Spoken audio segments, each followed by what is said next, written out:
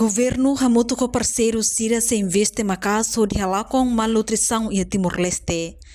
Terça-feira, ia Elizabeth Rum City 8 Manlewana, governo hamutu com parceiro internacional, halau sorumutu nacional, a força iniciativa consulta bafundo UNIAN, o tema a força inclusão social ou nutrição e Timor-Leste. Vice-ministro ba operacionalização hospital, Flávio Brandão Mendes de Araújo reconhece, caso hanesang malnutrição no segurança aihan, continua sai problema bot e Timor-Leste.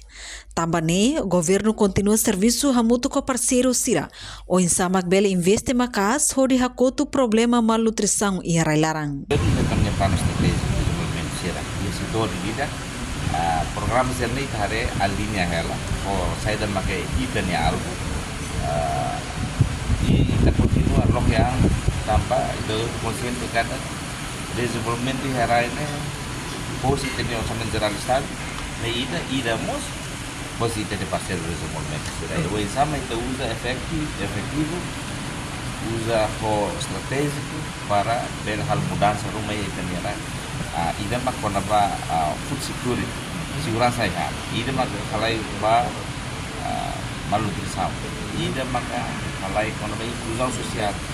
Ida nem mak atividade tolo né. Ida hodok investe. Depois de período balu, masih dua ini final suka kali kehendak.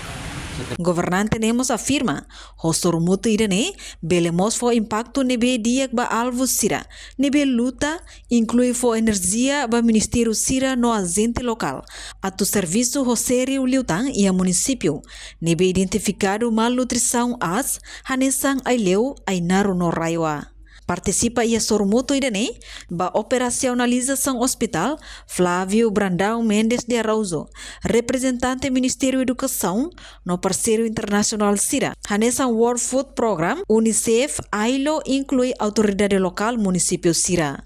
Reportagem Melda Fátima, Televisão Timor Post.